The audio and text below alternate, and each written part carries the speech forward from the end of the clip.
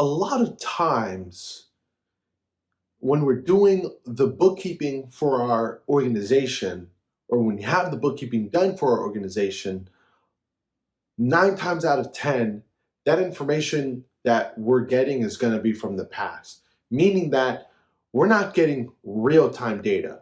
I do find that is a highly sought thing, and it could be pretty costly to have, a bookkeeper or even an accountant going in week by week, categorizing your transactions versus going in month end and reconciling. And of course, from an accountant standpoint, that's a tedious process. Today on the AccounTalk cast, I want to essentially talk about how you can start to automate some of your transactions within QuickBooks by setting up bank rules. What this will allow you to do is have real-time data by having certain transactions categorized. Now, if you remember back in grade school, you used to talk about if-then statements. And, I've really been dealing a lot more with if-then statements, kind of working with Zapier, which is kind of an automation platform.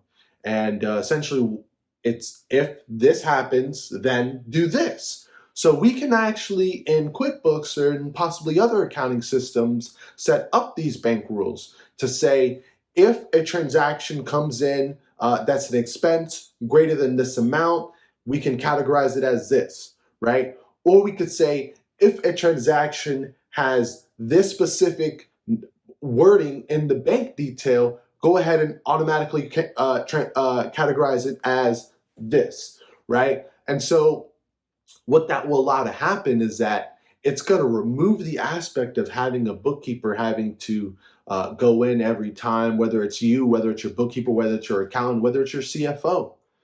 They will no longer have to go in every week, categorize these transactions. What will happen is that the majority of the transactions will be automatically categorized by setting up these bank rules. Now, I have seen in the past that these bank rules can get you in a lot of trouble. What I mean by that is that if they're not set up properly, you could end up having transactions categorized as something that they're not. For example, let's say if your bank rule is if a transaction is greater than $500, automatically categorize it as a contractor expense for, this specific vendor, right?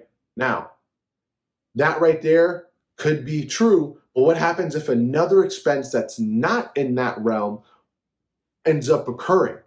That transaction will then automatically be incorrectly categorized. That would be something that, for the most part, you would not catch. However, when you go in month end to do your reconciliation with your bank statement, and you're comparing what you have in your chart of accounts to what you have in your bank account or in your bank statement, those will be incorrect. You'd have to catch it there. 9 times out of 10, if you're not a bookkeeper, accountant, or in the accounting industry, you may not catch those. You kind of just keep on going. So what happens then is year end comes and you're ready to file your taxes and you say, here's my P&L to your accountant. Then go ahead and prepare your tax return and you have incorrect numbers. Now, sometimes it might benefit you to paying less taxes. Sometimes it might hurt you to having to pay more taxes.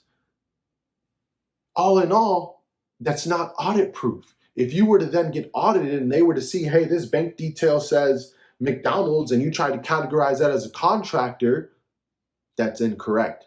We want to make sure that if you are going to go the bank rules detail and supercharge your accounting system and have things automatically being categorized, especially for those reoccurring transactions that you have every month, you want to make sure that you set those up properly and correctly. If you are a client of mine, feel free to reach out to me and ask how we can get these bank details set up. If you're interested in becoming a client of mine, or even just having me look at your bank rules or set up some bank rules for you to help automate some of your bookkeeping processes, please feel free to reach out. You can go to my website, drbsllc.com, click on the contact page, and go ahead and schedule a no-charge consultation, and we can start this communication going. If you're a client of mine, go ahead and email me, and we'll get right to it. Or you can do the same thing, go to the website, schedule that time on my calendar. We'll go ahead and connect, and we'll make sure that we're getting bank rules set up for you so that you can get closer to real-time data so that you can make strategic decisions on the fly. Thank you for your time, and I'll see you on the next one.